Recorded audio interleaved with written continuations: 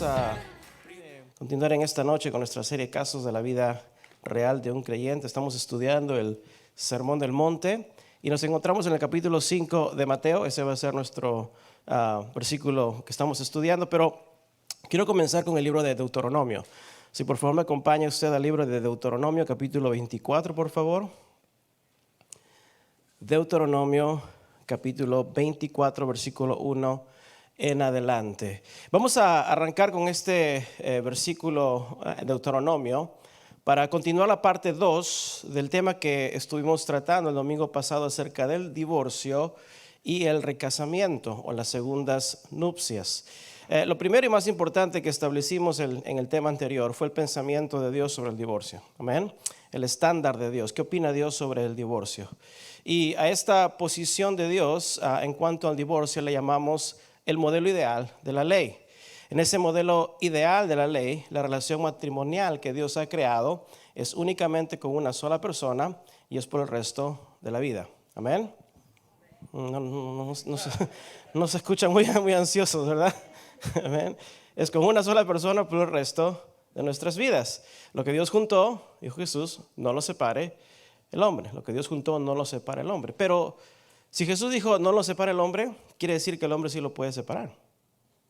O sea, tiene la capacidad, ¿sí? Y es ahí donde comenzamos a ver esta segunda porción, el otro lado del divorcio, que son las concesiones de la gracia, ¿sí? Otra palabra que usamos para esta palabra concesión es excepción. La excepción, ¿sí? La palabra concesión no es libertinaje, no es satisfacer un capricho. Concesión significa un otorgamiento bajo ciertas condiciones, ¿sí? Un otorgamiento bajo ciertas condiciones. Entonces, Jesús hizo concesiones a la ley judía, ¿se acuerda? Cuando sanó enfermos en el día de reposo, ¿sí? Esa es la demostración de la gracia. Fue siempre un otorgamiento, una concesión para ser exentos de la ley, ¿sí? Bajo ciertas condiciones de la gracia. Y bajo esas excepciones es que vamos a tratar el otro lado del tema del divorcio, para ver qué nos enseña la Biblia al respecto. Y para entender lo que Jesús dijo ahí en Mateo capítulo 5, cuando estamos estudiando el tema del divorcio, tenemos que entender el trasfondo judío o el contexto del cual Jesús hace esta aclaración acerca del divorcio. Y este trasfondo judío se encuentra ahí en Deuteronomio capítulo 24, versículos 1 al 4. Es lo que vamos a usar para arrancar en esta noche. Dice la palabra de Dios: cuando alguno tomare mujer y se casare con ella, si no le agradare por haber hallado en ella alguna cosa indecente, le escribirá carta de divorcio y se la entregará en su mano y la despedirá de su casa. Y salida de su casa podrá ir y casarse con otro hombre. Pero si la aborreciere este último y le escribiere carta de divorcio y se la entregare en su mano y la despidiere de su casa, o si hubiere muerto el postrer hombre que la tomó por mujer, versículo 4, no podrá su primer marido, que la despidió, volverla a tomar para que sea su mujer, después que fue envilecida, porque es abominación delante de Jehová, y no has de pervertir la tierra que Jehová Dios o que Jehová tu Dios te da por heredad. Amén. Tema del divorcio y el recasamiento. Vamos a orar. Padre eterno, gracias una vez más, Señor, por tu palabra. Gracias, Padre, por siempre de muchas maneras, Señor, suplir la necesidad espiritual de nuestra alma. Señor, muchas veces es directamente con tu palabra, otras veces es a través de circunstancias en nuestras vidas que tú permites, Señor. Pero de muchas maneras, para los hijos de Dios, todas las cosas nos ayudan a bien. Y todo, Señor, últimamente nos lleva a mirar a Jesucristo. Gracias, Señor, que hagamos lo mismo en esta noche con tu palabra, que pongamos al lado, Señor, todo prejuicio y que, Señor, pidamos dirección de tu Espíritu Santo para entrar con sencillez a un tema, Señor, que causa, Señor, mucho daño en las familias el día de hoy. Ayúdanos, Señor, a mantener, Señor, en todo momento esa fidelidad en nuestros matrimonios y en nuestra vida, porque tú, Jesús, eres el esposo de la iglesia y nosotros somos tu iglesia amada. Gracias, Señor, en el nombre de Jesús. Y la iglesia dice, amén, amén. ¿Cuántos han leído ese versículo ahí en Deuteronomio, capítulo 24? ¿Sí? El versículo que acabamos de leer en Deuteronomio en el círculo del judaísmo es el meollo del cuestionamiento de los judíos sobre el divorcio y la respuesta de Jesús. Allí en Mateo, pongo una marca en Deuteronomio. Vamos a ver esto paralelo a una explicación un poco más amplia que Jesús da en Mateo capítulo 19. Okay. Pongo una marca en Deuteronomio. En un momento lo vamos a referir allí, pero busque Mateo 19. Allí Jesús expande esta respuesta y este trasfondo del cual los judíos le hacen la pregunta a Jesús. Mateo capítulo 19, dígame cuando está allí, amén. Okay. Por cierto, hay un paralelo en Marcos capítulo 10 de lo mismo que dice Jesús allí en Mateo capítulo 19. Son algunas de las otras referencias en donde Jesús responde acerca del divorcio. Pero allí en Mateo 19, en el versículo 3, Jesús es tentado, dice ahí, por los judíos y le tientan con la pregunta: ¿es lícito al hombre repudiar a su mujer por cualquier cosa? O sea, ¿es lícito que el hombre se divorcie de su mujer por cualquier cosa? O sea, los judíos no estaban interesados si era lícito poder divorciarse. Para ellos lo más importante era bajo qué circunstancias me puedo divorciar. ¿Sí? Era la tentación. ¿Sí? O sea, el divorcio en el tiempo de Jesús era común entre los judíos. No solo del hombre, o no solo contra el hombre, sino también la mujer contra el hombre. No solamente el hombre con la mujer, sino viceversa. En Marcos 10:12 Jesús dice: ¿y si la mujer repudia a su marido? O sea, era un problema común entre los judíos como hoy en día. ¿Sí? Ahora, ¿cuál sería la práctica de los judíos sobre el divorcio? Bueno, en Deuteronomio 24:1 que leímos, ahí están las leyes judías que se menciona sobre el divorcio.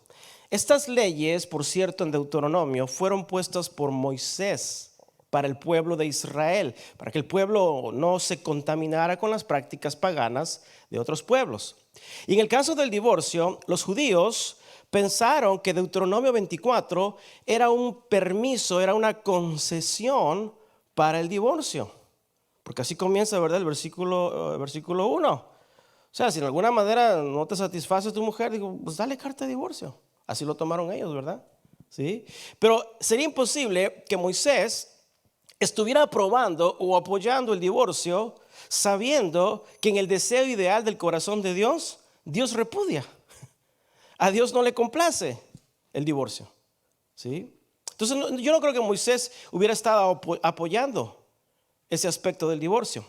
Incluso Jesús, ante la respuesta de los judíos, mira el versículo 4 en Mateo 19, le recuerda cuál era el deseo de Dios ante la pregunta del divorcio. ¿Sí?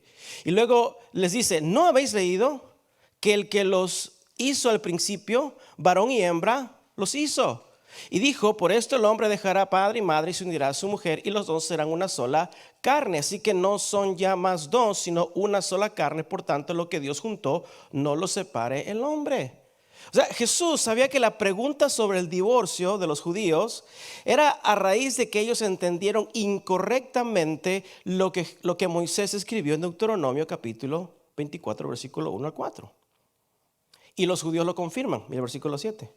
Le dijeron: ¿por qué pues mandó Moisés? Ahí está, dar carta de divorcio y repudiarla. Número 1, Moisés no lo mandó.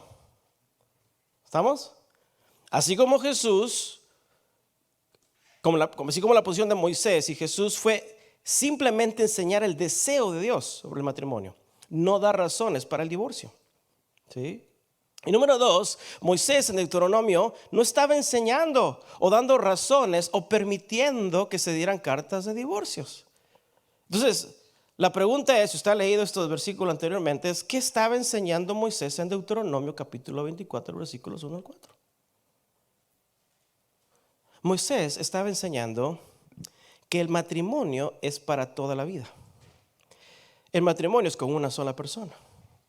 Y el matrimonio tiene causas y daños que perjudica a la familia y a la sociedad. Y usa este ejemplo ahí en Deuteronomio capítulo 24. Vamos a ver estos versículos un poquito en profundidad. En Deuteronomio capítulo 4, el propósito general del tema del divorcio en la ley del Deuteronomio no era ofrecer excusa para el divorcio, sino mostrar el daño potencial que ocasionaba. Moisés con esta ley no tenía otro propósito de contemplar el divorcio, más bien de evitarlo. Porque si leemos con atención los primeros 3 versículos de Deuteronomio 24, cada versículo es una cláusula. Es decir, si tú haces esto, esto, esto y esto, llega a una conclusión en el versículo 4. Mira lo que dice el versículo 1. Cuando alguno tomare mujer y se casare con ella, si no le agradare, ahí está la primera cláusula, ¿okay? Si no le agradare, por haber hallado en ella algo indecente, le escribirá carta de divorcio y se la entregará en su mano y la despedirá de su casa.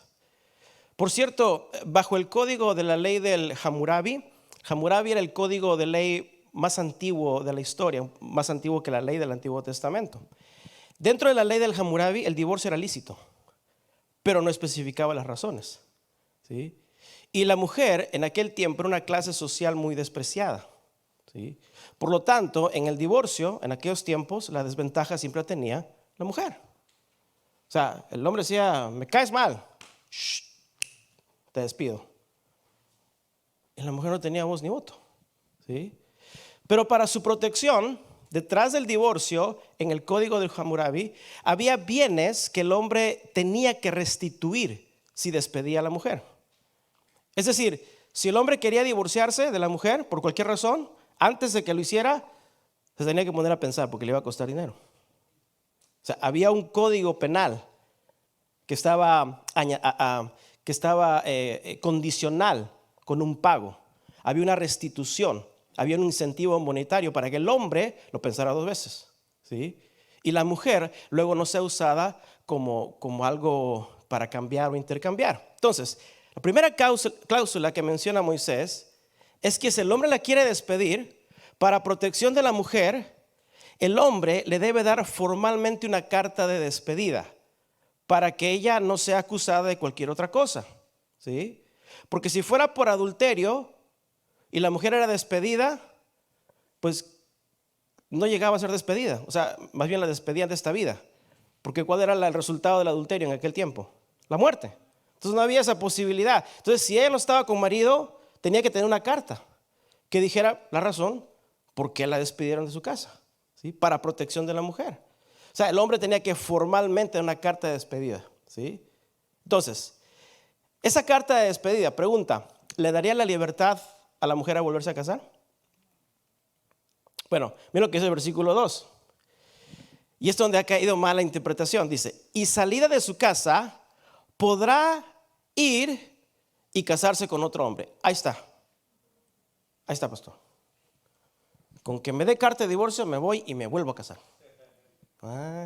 Bueno, parece que dice que sí se puede volver a casar. Pero recuerda que ese no era el deseo de Moisés. O sea, Moisés no estaba hablando acerca de cómo divorciarse y qué hacer después del divorcio, ¿sí? Él está hablando de las consecuencias del divorcio y el daño en la familia y en la sociedad. Y por cierto, esta palabra podrá ir, que se tradujo así, originalmente significa si llegare a ser o si llegare a darse lugar. O sea, lo que Moisés está diciendo es que si la mujer que fue despedida o divorciada del matrimonio llegare a casarse, muy diferente, ahí está la cláusula, ¿sí? O sea, no es que tiene el permiso de casarse, pero si fuera despedida y llegara a casarse, ¿sí? Porque obviamente era lo que más que seguro iría a suceder. Y dice la tercera cláusula en el versículo 3, pero ahora casada con el segundo marido, si la aborreciere, este último le escribe carta de divorcio y se la entregara en su mano y también la despidiere de su casa, o se muere, ¿sí? El que la tomó por mujer, versículo 24, ahí está la prohibición, ahí está la consecuencia, no podrá su primer marido que la despidió volverla a tomar para que sea su mujer después que fue envilecida. Esta palabra envilecida significa que la mujer ya tuvo intimidad en el matrimonio con el segundo marido. Y luego dice Moisés, porque es abominación delante de Jehová y no has de pervertir la tierra que Jehová tu Dios te da por heredad. Lo que Moisés está estableciendo es la consecuencia. En primer lugar, el varón no debió haberla despedido. No es razón válida delante de los ojos de Dios. Al hacerlo, está exponiendo a la mujer, más que seguro, a conseguirse marido. Porque en aquel tiempo una mujer no podía trabajar por sí misma. Era siempre sostenida en la sociedad de aquel tiempo por el varón. Entonces iba a poner a esa mujer en necesidad de buscar un varón. Y estando todavía casada, comprometida moralmente con el primer marido, porque esa despedida no fue lícita, cuando esta mujer se case con otro y consumen el acto matrimonial, entonces esa persona entra en adulterio. ¿Sí se entiende?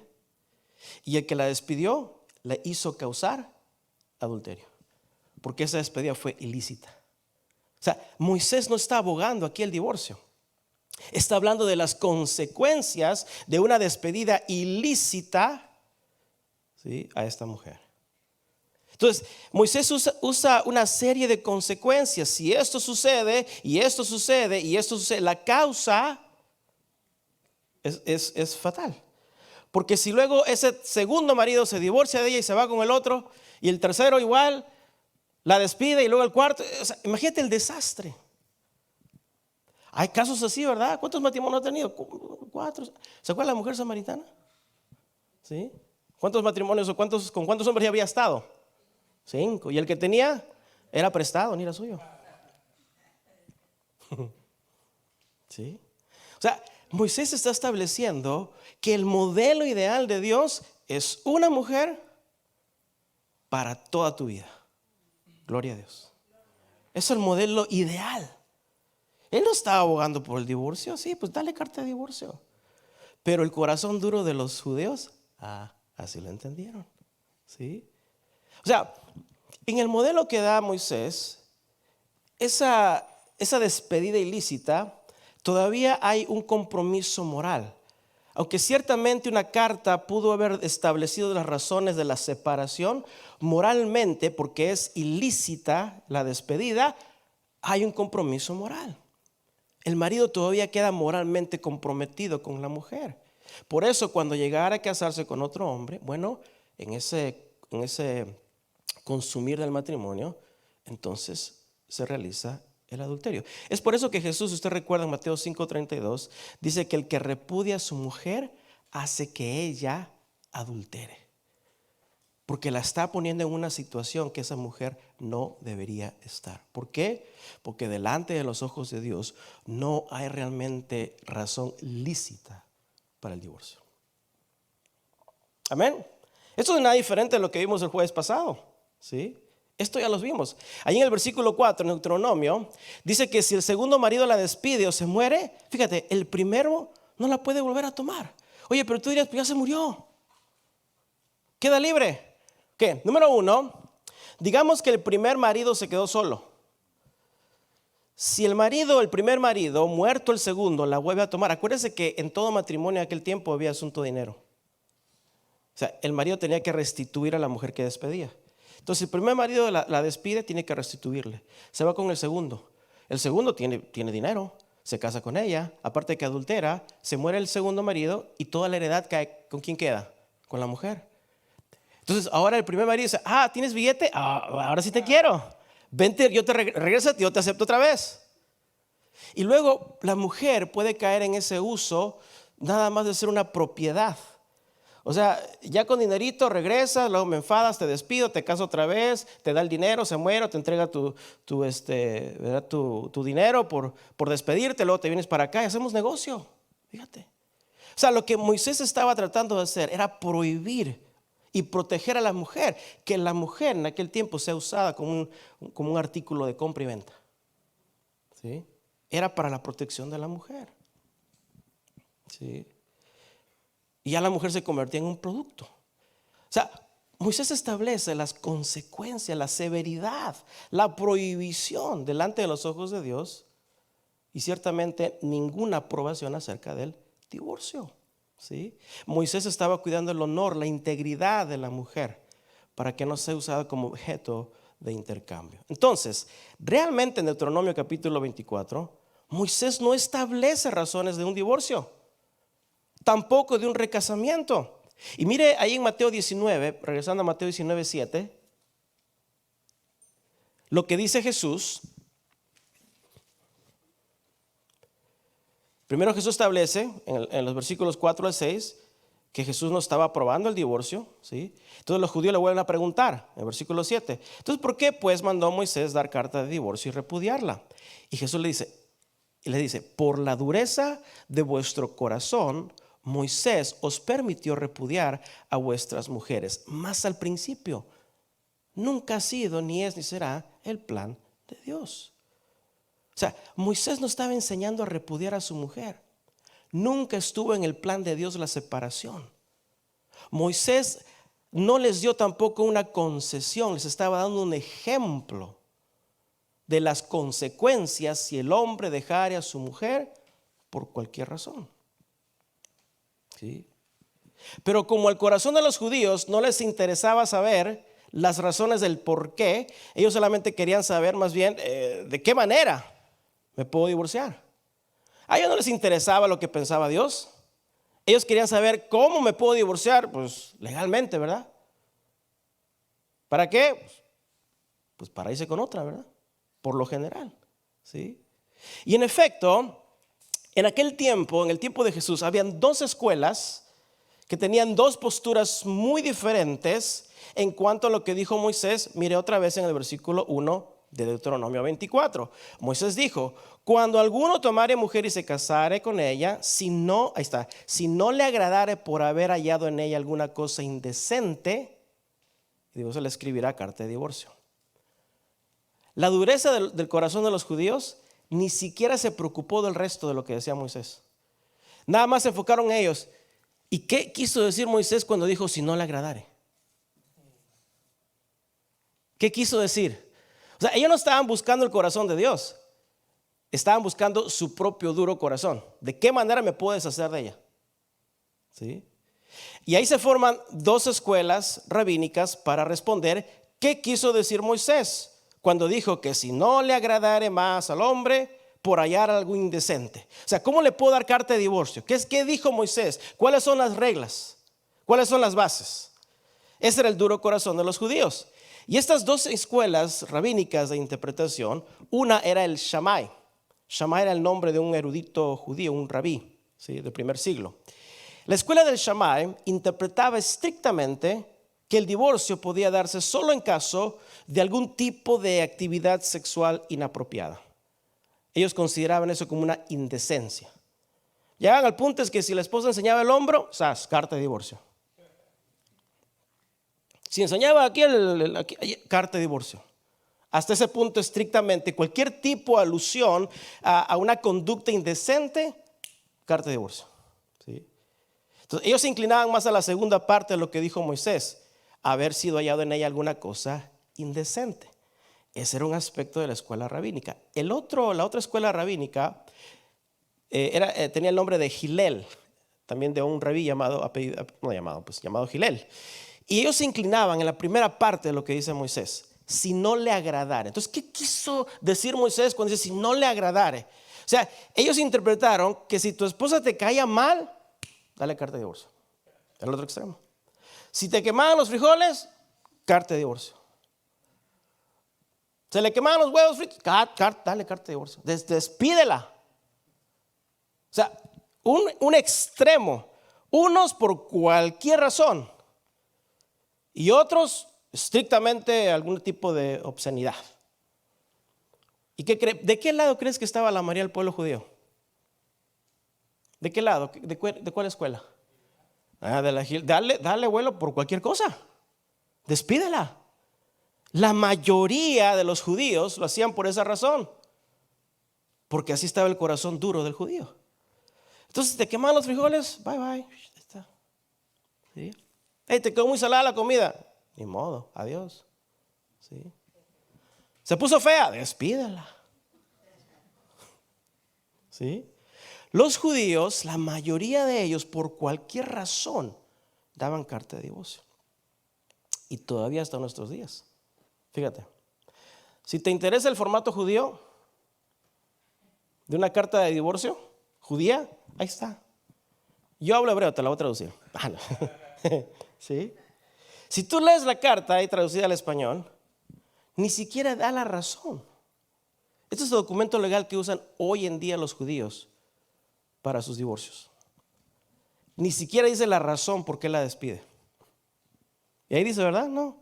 Dice, hasta que ahora haya sido mi esposa, dice, ahora te libero, descargo y te divorcio, para que te quedes solo, sola. De modo que, recuérdese que las mujeres también tenían ese derecho. De modo que se te permita y tengas autoridad sobre ti mismo para ir y casarte con cualquier hombre que desees. Nadie puede oponerse a ti desde este día en adelante y se te permite a todos. Esto será para ti de mí una carta de despedida, una carta de liberación y un documento de absolución. Y mira lo que dice al final, de acuerdo con la ley de Moisés y de Israel.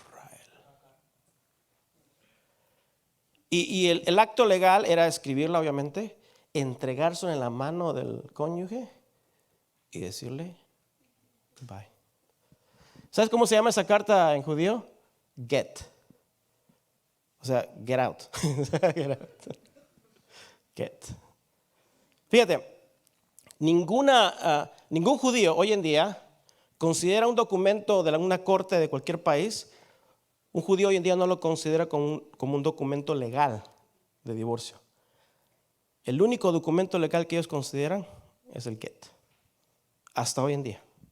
¿Sí? Ahí está por si les interesa. ¿Sí? Y es por eso que la respuesta de Jesús a los judíos, ahí en Mateo capítulo 19, a los discípulos los dejó sin ganas de casarse. Jesús, ¿con una sola mujer? ¿El resto de mis días? ¿Y no hay razón? No. Pedro estaba sudando, estaba casado. No. Pero ese es el diseño de Dios. Ese es el plan original de Dios. ¿Sí? Entonces Jesús a ellos les responde, no en la manera que ellos esperaban. O sea, ¿de qué lado de qué escuela estás tú, Jesús? ¿Sí? No, Él les enseña realmente lo que Moisés quiso decir. ¿Sí? Y la enseñanza de Moisés en ese ejemplo de Deuteronomio 24 es que bajo ninguna razón realmente el divorcio es aceptable. ¿Sí? Entonces Jesús responde a esa posición de los judíos, ¿sí? Con ambas escuelas. ¿Sí? Porque ya estudiamos que entre dos creyentes, toda ofensa puede ser perdonable. Toda relación puede ser restaurable. ¿Sí? Y definitivamente Jesús no estaba tampoco del lado del Hillel, que el divorcio es permisible por cualquier razón. Entonces los judíos no pudieron poner a Jesús del lado de ninguna de las dos escuelas. ¿Por qué? Porque Jesús estaba del lado del Padre. Y Jesús nunca enseñó, aprobó o negó o prohibió el divorcio. Esa siempre fue la posición de Jesús. La misma posición que Moisés. ¿Sí? Porque el mundo practica el divorcio por cualquier razón. ¿Sí o no? ¿Sí? Y simplemente marcar, pues ya no somos compatibles, ¿verdad? Me cae mal. Punto. ¿Sí? Y Jesús trae su propia enseñanza. Lo mismo que creía la escuela de Hillel lo practican hoy. Se divorcian por cualquier razón. ¿Sí? Como aquella señora que se divorció de su marido después de creo que 30 años o 40 años, simplemente porque su esposo había votado por Trump. Y se divorció. ¿Sí? Piensen eso en la próxima elección. ¿Sí? Hoy en día, ante cualquier ofensa mínima, la gente se divorcia. ¿Sí? Entonces, en Mateo 19:9, Jesús responde ahora con una concesión, con una excepción, ¿sí?, a la mala interpretación de los judíos. Y dice, yo os digo, Jesús dijo, en su enseñanza, que cualquiera que repudia a su mujer, y luego pone ahí la cláusula, ¿verdad?, de excepción, salvo por causa de fornicación. Y esta palabra fornicación, por cierto, incluye todo, no solamente todo tipo de adulterio, pero es un paraguas que incluye todo tipo de perdición sexual. ¿Okay? Dice, salvo por causa de fornicación, y se casa con otra, adultera. Y el que se casa con la repudiada, también adultera. Fíjate, si quitas la cláusula, es la misma enseñanza que dio Moisés. Porque leería así, Cualquiera que repudia a su mujer, porque pues no hay motivo, o sea, es ilegítimo, y se casa con otra, la fuerza a la mujer al adulterio. Y el que se casa con la repudiada, ¿qué comete? Adulterio. ¿Entendemos esa palabra? ¿Sí? Porque Jesús usa esa comparación en lo mismo que dijo Moisés. Es decir, Jesús dice, no hay razón justificable para lo que ustedes judíos están haciendo. Jesús estaba enseñando a valorar, a apreciar la santidad de la unión matrimonial. Una unión que es siempre con la misma persona y para toda la vida. Porque el 99.99 de las personas buscan el divorcio como salida más fácil. No nos hallamos bien, pues ahí está, nos divorciamos y ya. ¿Sí o no? Pero esa no es la solución. Sobre todo entre dos creyentes. Para el mundo es fácil, porque no conocen a Dios, no tienen temor de Dios y no quieren sujetarse a la voluntad de Dios. ¿Sí? Ahora, indudablemente hay situaciones donde se pasan extremos, pues abusos de violencia y otras cosas que no son saludables.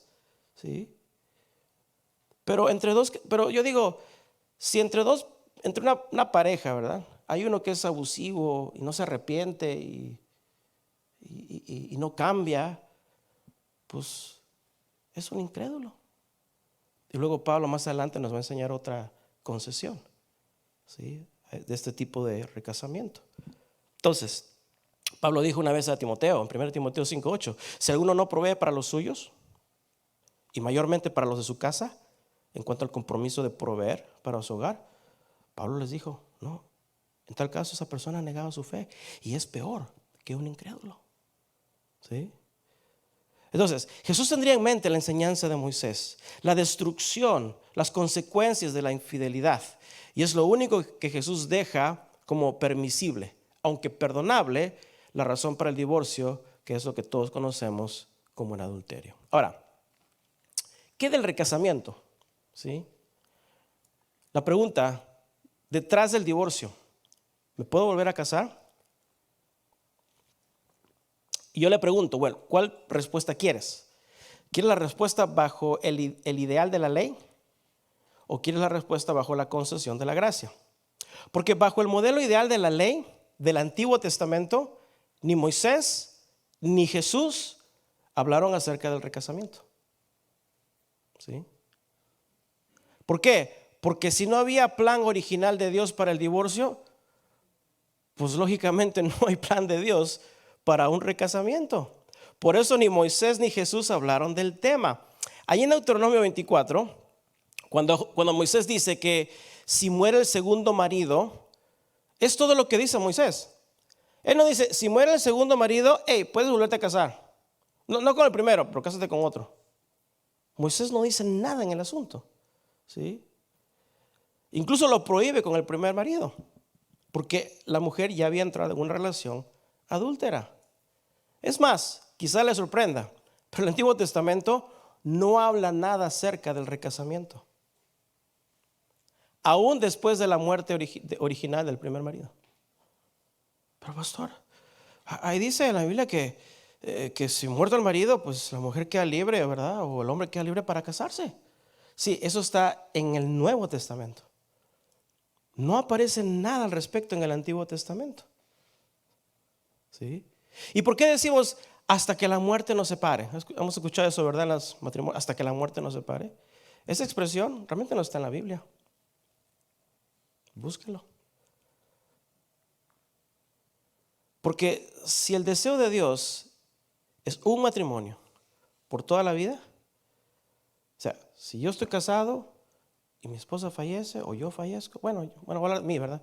O sea, si algo le pasa, yo quisiera quedarme así, solo el resto de mi vida, porque solamente quiero ser marido de una sola mujer en toda mi vida. ¿Sí?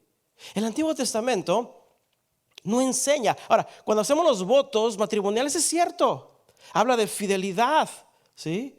Pero los votos matrimoniales no son así. Te prometo amarte, cuidarte en la abundancia, en la escasez, en la salud, en la enfermedad y hasta que la muerte nos separe. Pero si te mueres me vuelvo a casar, Así no son los votos matrimoniales.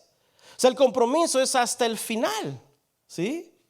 El Antiguo Testamento no habla acerca del recasamiento, porque no era el plan original de Dios. La única referencia, mira ahí en Deuteronomio capítulo 25, un capítulo ahí al ladito del 24, la única referencia de un segundo matrimonio después del primer esposo, y le va a sorprender, está allí en Deuteronomio capítulo 25, mira el versículo 5 al 10.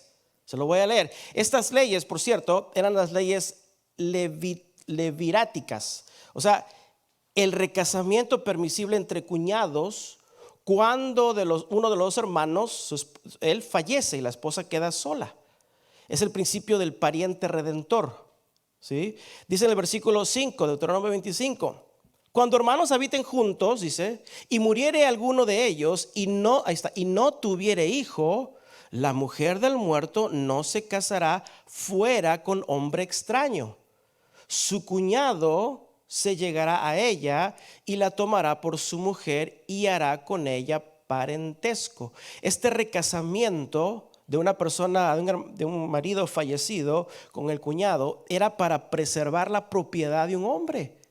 Y solo cuando el hermano que falleció no ha tenido hijos o no le quedan hijos, la unión era para procrear un heredero. Ese es el único caso de un recasamiento después de la muerte del esposo. Versículo 6. Y el primogénito que ella diere a luz, ahí está, sucederá en el nombre de su hermano muerto, para que el nombre de éste no sea borrado de Israel. Pero si el hombre, o sea el hermano, el cuñado, no quisiere tomar a su cuñada, irá entonces su cuñada a la puerta a los ancianos y dirá: mi cuñado no quiere suscitar nombre en Israel a su hermano, no quiere emparentar conmigo. Entonces los ancianos de aquella ciudad lo harán venir y hablarán con él, y si él se levantara y dijere: no quiero tomarla, se acercará entonces su cuñada a él delante de los ancianos y le quitará el calzado del pie y le escupirá en el rostro y hablará y dirá: así será hecho el varón que no quiere edificar la casa de su hermano. Y se le dará el nombre en Israel: la casa del descalzado. Ahí nomás. Ahí estaba la chancla. Es la única mención en el Antiguo Testamento de un recasamiento después que ha fallecido el marido. Eso leemos en el caso de la historia de Noemí, de Ruth y Boaz, ¿se acuerdan? Porque Boaz no era pariente inmediato de Ruth. Entonces, ¿qué hace Boaz? Él tiene que ir con los ancianos y abogar y pedirle, o sea, presentar su caso, porque él no era el pariente inmediato para poder tomar a Ruth, ¿sí? Ahí está, es la única mención, ¿sí? Es la única mención después del recasamiento, o recasamiento después de la muerte, ¿sí? Entonces, lo que a mí me dice es que el propósito de la ley, del plan de Dios, del modelo original de Dios, queda claro. Dios, por ninguna razón, aboga, permite, ¿sí?, aprueba o desaprueba el divorcio. Es una unión para siempre. Esa es la institución sagrada del matrimonio. Dios siempre ha sido de un solo matrimonio con la misma persona por toda la vida, aún después de la muerte del cónyuge. Hasta allí llega el deseo de Dios ahí en la ley. Y eso sería lo ideal y lo bonito, ¿sí o no? Aún en nuestros tiempos, que dos ancianitos en su primer matrimonio lleguen hasta el final. Nunca he visto dos ancianitos ya ahí, ¿verdad?, en sus 80s ahí, y luego se muere él por lo general, porque siempre se muere primero el hombre, no sé por qué. ¿Sí? Mujeres, déjenos descansar. Pero se va el hombre primero, ¿verdad? Y luego un tiempo después, quizás la esposa ancianita de tristeza, ¿qué hace? También se muere. ¿No es bonito que un matrimonio que comenzó casados de jóvenes perduren toda la vida? Se muere uno, el otro se queda así sin casar porque solamente fue marido o esposa de un solo cónyuge, y luego al tiempo el Señor se los lleva. ¿No sería eso bonito? Pero imagínate la abuelita de 80 años con uno de 25.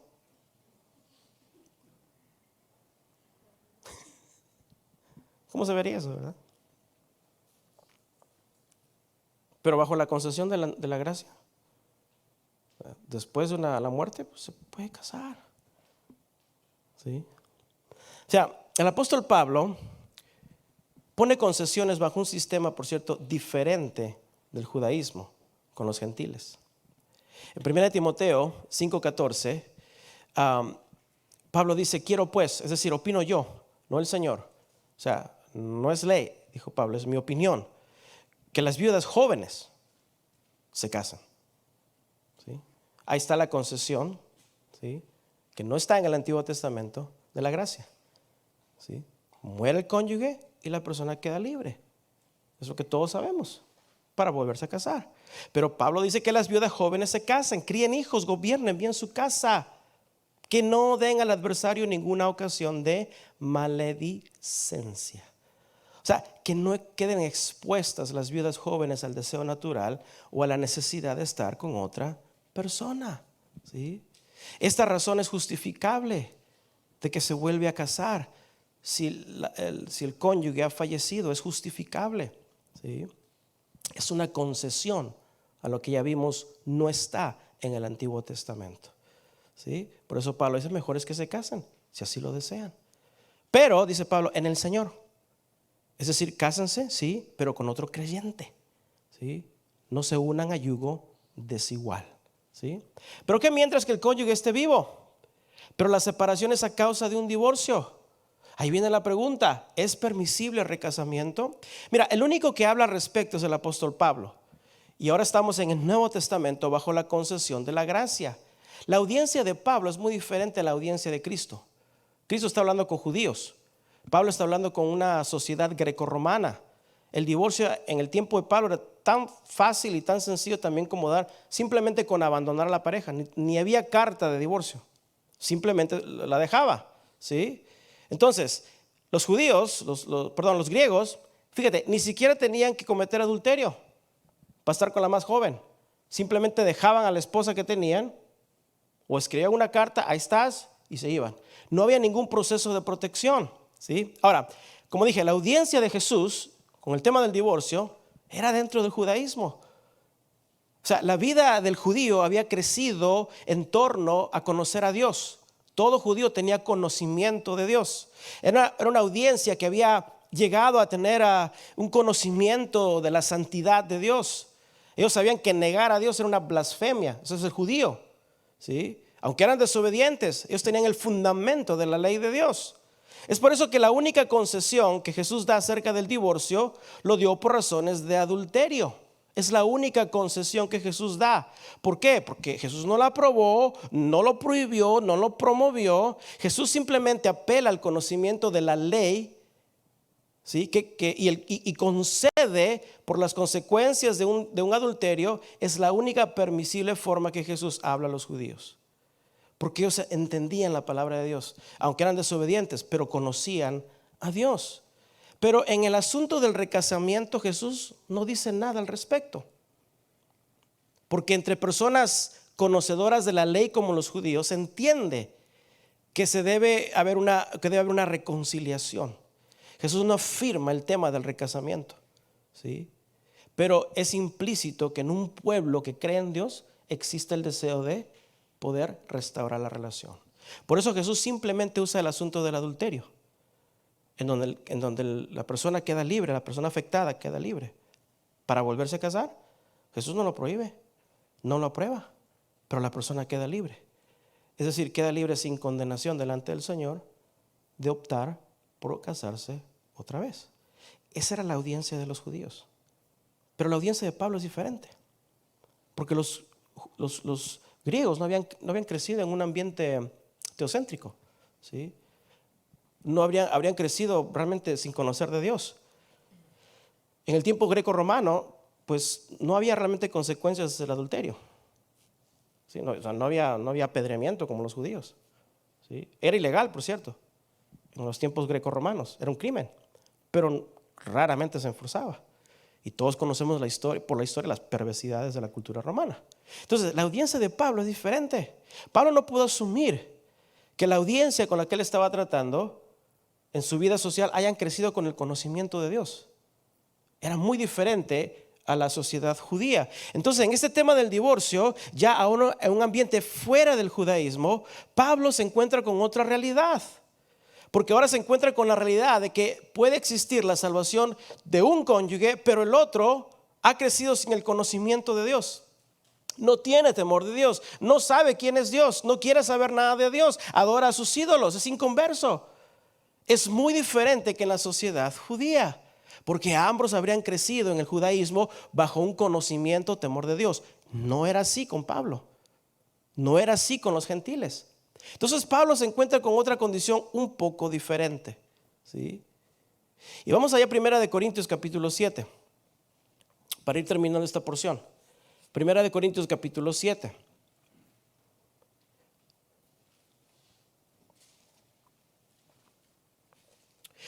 Entonces fíjate, Jesús con la audiencia de judíos, por lo menos en esa concesión que él pone de la permisión del divorcio por el adulterio, Jesús lo estaría haciendo con una audiencia que entendía el temor de Dios. Que no lo practicaran era otra cosa, pero lo entendían. Pablo, con una comunidad grecorromana, pagana, ¿sí?, él no puede enforzar la ley de Dios con un inconverso. ¿Por qué? Pues es inconverso. No conoce a Dios, no tiene temor de Dios, no hay respeto de Dios. Entonces la audiencia de Pablo es diferente. Es otra circunstancia muy diferente. Mira, en 1 Corintios, capítulo 7, por cierto, todo el capítulo 7, 1 Corintios, está dedicado al tema del matrimonio, dentro de un ambiente greco-romano. Los cristianos en Corinto estaban confundidos en qué hacer con sus matrimonios cuando venían a Cristo, ¿sí? Pablo primero en los versículos 1 al 5 establece el deber conyugal, no negarse el uno al otro en la intimidad por un tiempo a menos de mutuo acuerdo. O sea, básicamente Pablo está exaltando el matrimonio, así tal como lo hizo Jesús. Pero mira qué interesante lo que dice en el versículo 6. Pablo dice, mas esto digo, ¿por vía de qué? ¿Qué dice ahí? Por vía de concesión, ahí está, no por mandamiento. No está hablando de la ley, son gentiles. Pablo no puede aplicar la ley, ¿sí? Jesús muy diferente, pero con ellos Pablo les dice, esto que digo es por concesión. O sea, no es por mandamiento, no es por ley, ¿sí? O sea, primero Pablo, como Jesús, establece el deseo original de la ley, el respeto del matrimonio, la integridad, la santidad. Pero lo que va a decir a continuación es una concesión a ese mandamiento. Y Pablo dice, quisiera más bien que todos los hombres fueran como yo. ¿A qué se refiere Pablo? A quedarse sin casarse o a estar solteros. O sea, Pablo dice, Dios quiere, Dios aprueba, Dios bendice los matrimonios, ¿sí? Pero lo que voy a decir es una concesión a ese deseo de Dios, que sería mejor que se queden como yo, solitos, ¿verdad? Y solteros, ¿verdad? ¿Por qué? Bueno, porque de esa manera puede servir mejor a Dios. Pero Pablo dice, pero cada uno tiene su propio don de Dios, ¿sí?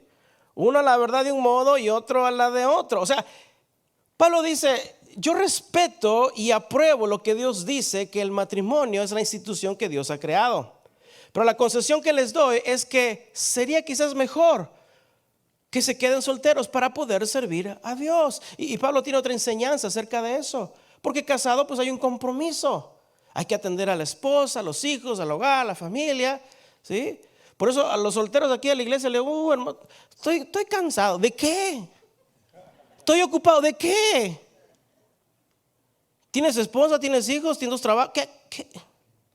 Pero eso se hace en un mundo, ¿verdad? No tengo tiempo. No, sí, o sea, estás soltero, ¿verdad? Entonces, esa es la pasión de Pablo, ¿sí?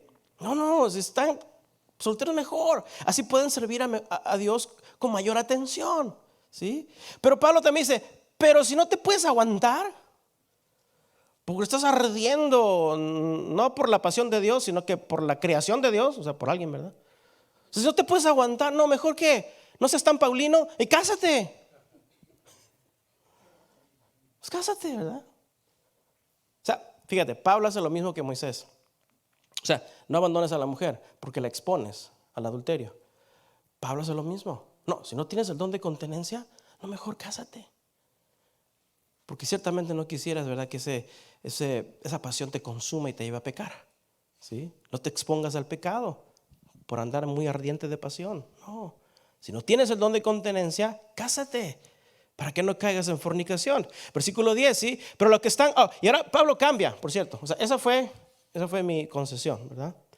Pero ahora del versículo 10, Pablo habla ya no de mí, sino del Señor. Ya no es concesión, ahora es mandato de Dios. Y mira lo que dice Pablo en el versículo 10.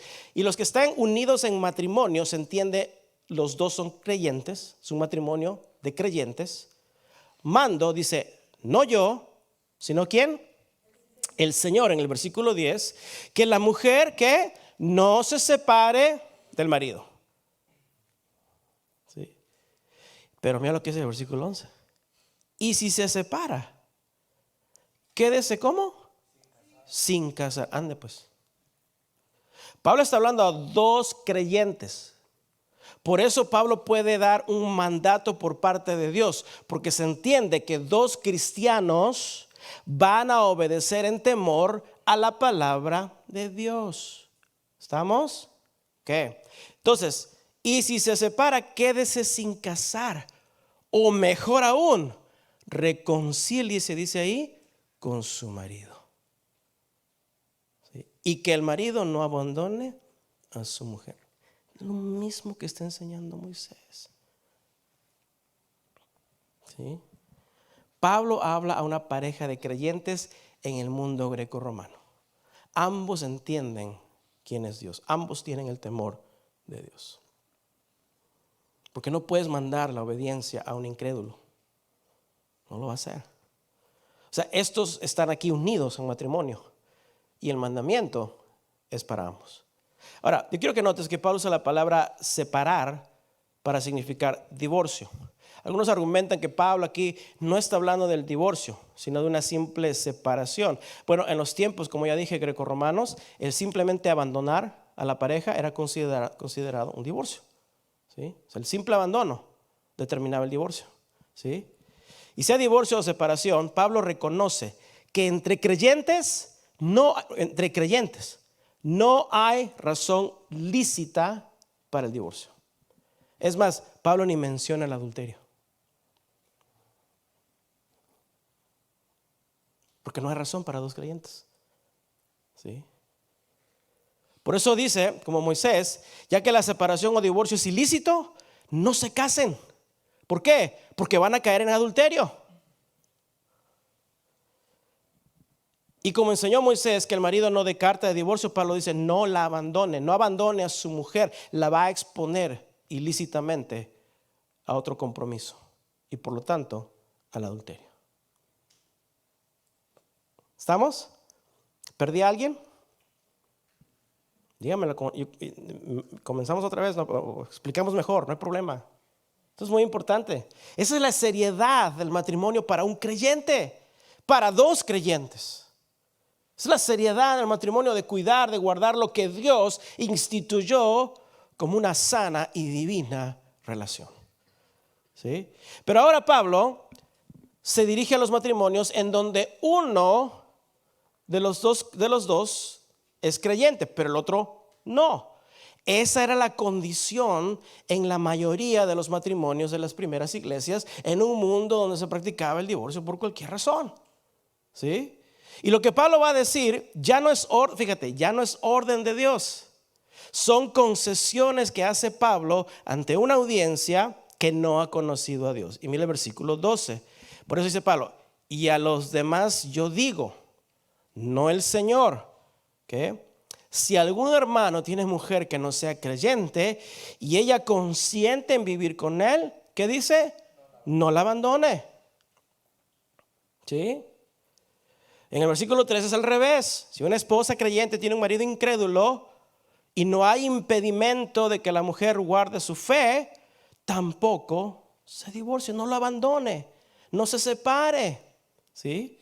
Pero el versículo 15, Pablo propone una concesión al divorcio, muchas veces al inevitable resultado por parte de una persona incrédula que no puede convivir con un creyente, ¿sí? Porque se opone a su fe, o porque es simplemente un inconverso y no tiene respeto de Dios, entonces se va a oponer. Y Pablo asume que es lo que estaba pasando en la iglesia en Corinto, que estas personas, el incrédulo, va a optar por dejar al cónyuge. Y Pablo pone una concesión que nos da la tercera razón. La primera razón es la muerte de uno de los cónyuges. La segunda es el adulterio. Y la tercera, dice Pablo, versículo 15. Pero si el incrédulo se separa. ¿Quién? Eso es muy importante. Si el incrédulo se separa, se divorcia. Porque el divorcio nunca va a venir por parte de un creyente. ¿Estamos claros? El divorcio, el deseo del divorcio nunca va a venir por parte de un creyente. Pero por el incrédulo, por parte del incrédulo se espera cualquier cosa. Dice, pero si el incrédulo se separa, ¿qué dice Pablo? ¿Cuál es la concesión? Sepárese. Déjelo.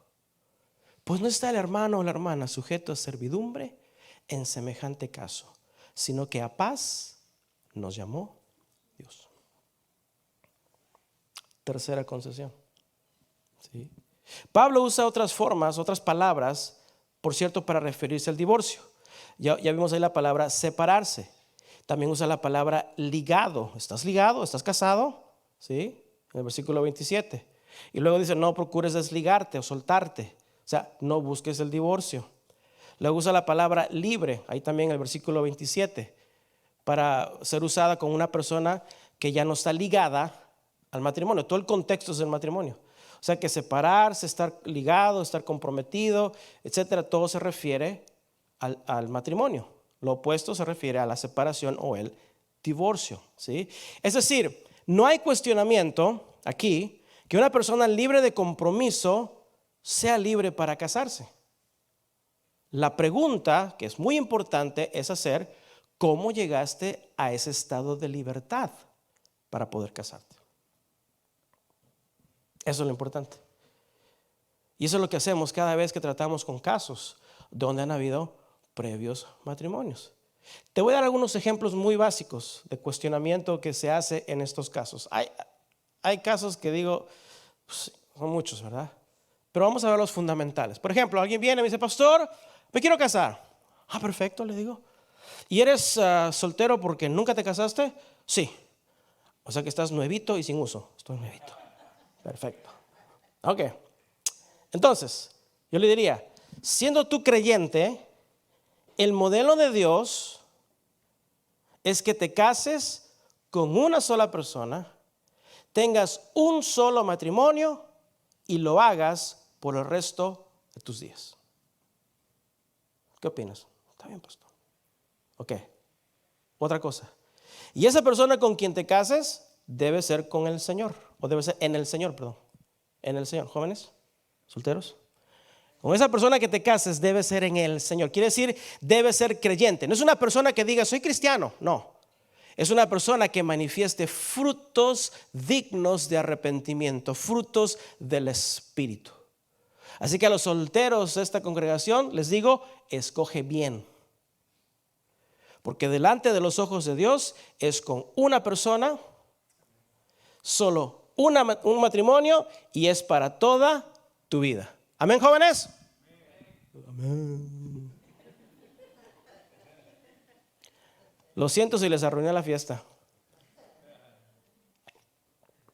Pero esa es la condición para tener un matrimonio, lo cual Dios bendice en abundancia, porque ambos están entregados a la causa de Jesucristo. Amén. Caso número 2, pastor, me quiero casar. ¿Has estado casado? Sí. ¿Y qué pasó? Oh, mi cónyuge falleció. Ay, lo siento. ¿Ya sé cuánto falleció? El mes pasado. Pero ven cómo hasta ven cómo son. Porque hasta por asunto de la gracia se ponen ahí como, ay, un mes. No, hermano, dale más tiempo, 3 meses por lo menos, ¿no? O sea, la Biblia no dice cuánto tiempo tiene que esperar. ¿O sí? No.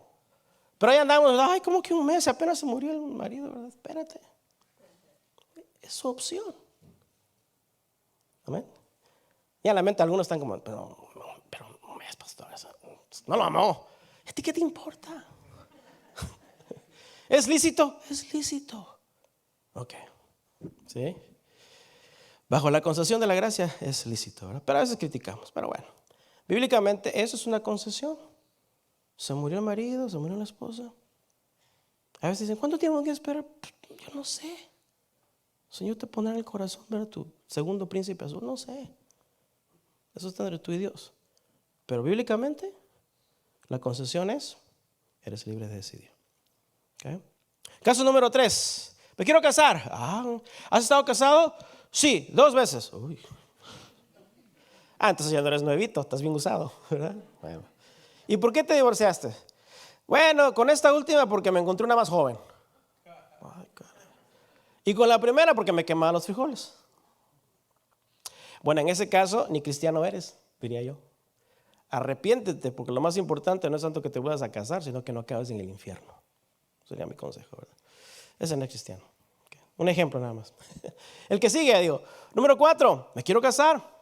¿Has estado casado? Sí, pero mi cónyuge me fue infiel. Me perdoné, pero no se arrepentía. Lo volvió a hacer. No quiso cambiar. Le di varias oportunidades, traté de ser paciente. No quería saber nada con Dios. Y después de tanto tiempo de aguantar, opté por divorciarme. Pregunta, ¿ese divorcio es lícito? ¿Es lícito? Sí. Sí es lícito. Ahí está la concesión. Y esta persona te diría, yo esperé en Dios que Él cambiara, que se entregara a Cristo. Oraba de noche y de día para que mi matrimonio fuera restaurado, pero al final Él terminó casándose con otra. Han pasado mucho tiempo y mi corazón ha sido sanado. Y ahora me siento moralmente libre de esa relación. ¿Qué consejo le darías? Bueno, bíblicamente el divorcio por adulterio es una concesión y eres libre, con tal que sea en el Señor, si así quieres. Tremendo, ¿verdad? O sea, si esta persona luchó y se esforzó por restaurar esa relación, pero estamos hablando de una persona que ni se arrepintió, que busca el pecado y bajo una condición que Jesús lo concedió como una excepción en el matrimonio. Número 5, último ejemplo. Me quiero casar. ¿Ok? ¿Has estado casado? Sí. Pero mi cónyuge, por razones que no fueron por adulterio, me abandonó. ¿Okay? Esta persona te va a decir, yo he tratado de reconciliar relación, he sido paciente, me he humillado, he pedido repetidas veces el perdón, he perseverado en mi fe, he orado de día y de noche, he esperado, he confiado. Mi cónyuge, sin embargo, no desea la reconciliación, no quiere acercarse a Dios, quiere su libertad de nuestra relación. Esto va en contra de mi deseo porque yo sé que a Dios no le agrada el divorcio. Y estoy esperando, paciente. Porque yo sé que lo que hace un hijo o hija de Dios es buscar la reconciliación. Es mantener el matrimonio, es agradar a Dios. Tuve esperanza de que se arrepintiera de restaurar mi relación, pero pues mi pareja optó por el divorcio. Yo no lo busqué. Esa persona lo inició. Y ahora está con otra persona. Dios ha sanado mi corazón. ¿Me puedo casar? ¿Tú qué dirías?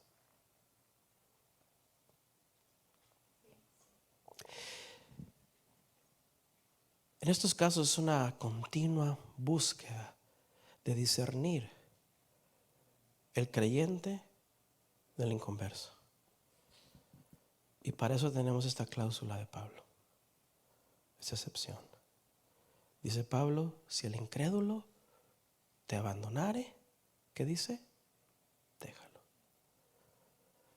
Se entiende que el creyente va a hacer todo lo posible, esperar el tiempo que sea necesario para que Dios sane su corazón, para demostrar frutos de ser creyente, de esforzarse en buscar esa relación, que se reconcilie, dar todo el tiempo necesario, porque su prioridad para un creyente, fíjate, ahí está el discernimiento del corazón, no es buscarse a otra, no es sacar un clavo con otro clavo, como dicen por ahí, ¿sí?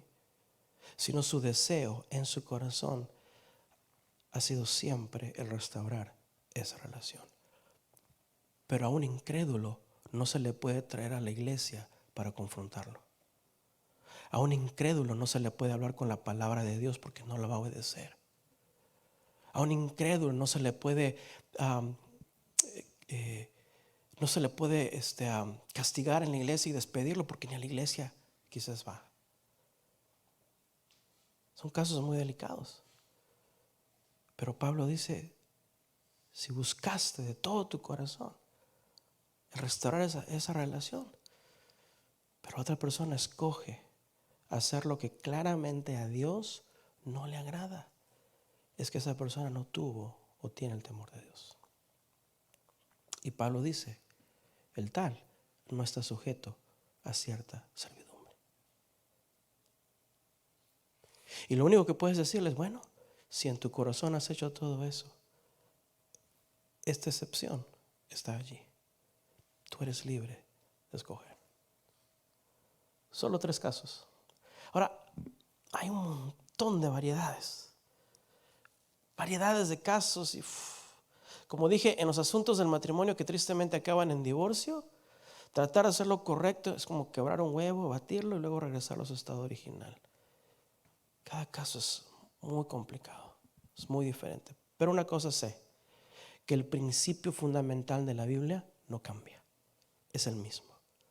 El creyente, estoy hablando del creyente, el verdadero hijo o hija de Dios desea y practica un matrimonio que es para siempre, con una sola persona por el resto de sus días. Y cuando hay fallas, el creyente perdona, el creyente se arrepiente, el creyente restaura y busca la reconciliación. ¿Por qué? Porque el creyente entiende que el matrimonio cristiano es un reflejo del pacto de Dios con su iglesia a través de Cristo. Y Dios no abandona a su iglesia, mucho menos Cristo, el novio, abandona a su iglesia. El creyente entiende la seriedad y la santidad del matrimonio. Eso es lo primordial. Las concesiones del divorcio y el recasamiento no son las reglas generales. Por eso, lo único que nos conviene saber como cristianos es lo que a Dios le agrada. Punto. El resto, gracias a la gracia de Dios, tenemos concesiones.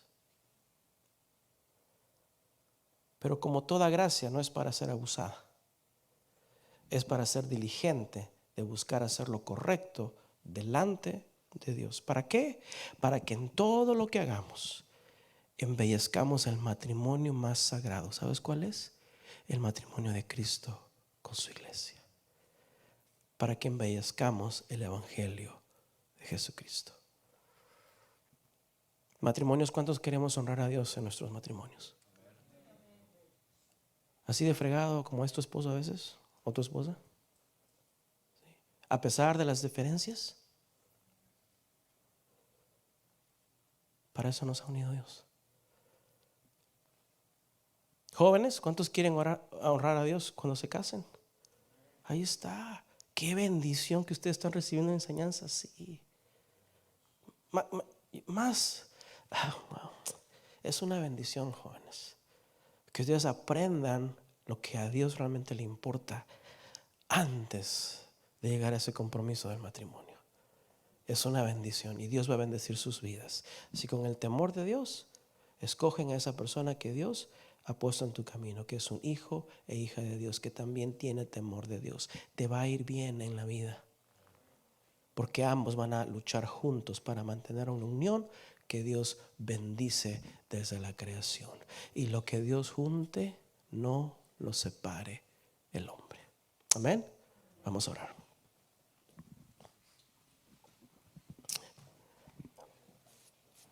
Padre eterno, qué maravilloso ejemplo, Señor, vemos a través de las Escrituras, Señor, con un tema tan fundamental, tan importante, Señor, como es la relación matrimonial. Un núcleo, Padre, Señor, que a través de las edades ha sido constantemente atacado, segregado, separado, contaminado. Padre, gracias, Señor, porque tu palabra, el primer mensaje que diste en la humanidad fue la unión matrimonial de Adán y Eva. Qué hermoso, Señor. A veces no tomamos en cuenta, Señor, la seriedad de nuestras relaciones o la seriedad de un matrimonio. Fue lo primero que tú instituiste en el mundo. Fue lo primero lo cual tú bendijiste. Fue lo primero que tú dijiste: no es bueno que el hombre esté solo. Le haré una ayuda idónea. Y solo creaste a una mujer. Solo hiciste un varón. Y los uniste de por vida. Qué hermoso, Señor Padre, que en ese deseo de tu corazón, Señor, sobre ese principio has edificado tu iglesia.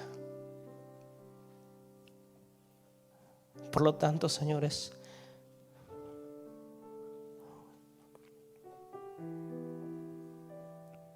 es una bendición estar en santo matrimonio. No hay mejor manera de conocer el trato de Cristo por su iglesia, a menos de que estemos comprometidos en un matrimonio. Porque ese es el modelo que usaste.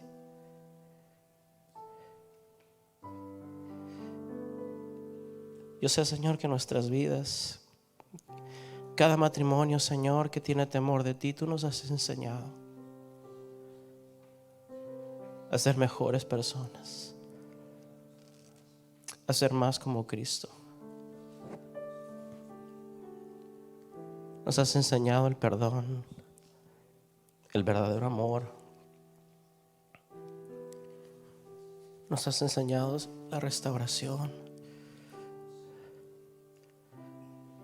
Gracias, Señor, por darnos tan hermoso modelo del amor de Cristo por su iglesia a través del matrimonio. No es solamente una cosa seria, es una cosa divina. No escogiste ningún otro modelo relacional, pero la relación de un hombre y una mujer en santo matrimonio para expresar el amor de Cristo por su iglesia. Aunque Pablo tuvo sus concesiones de que es una bienaventuranza estar soltero y solo, yo creo sin lugar a duda que es más bienaventurado al cual Dios provee una ayuda idónea y se une en santo matrimonio para toda la vida.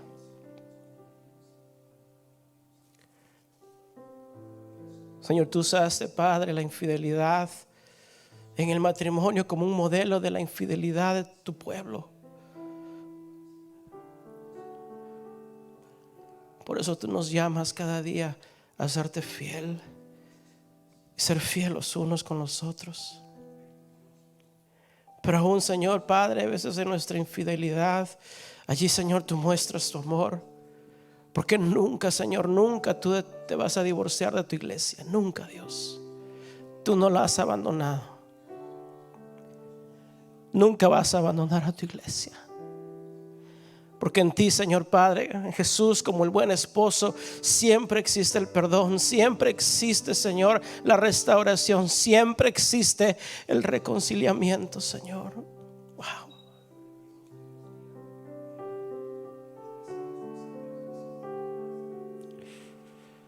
Ayúdanos, Señor.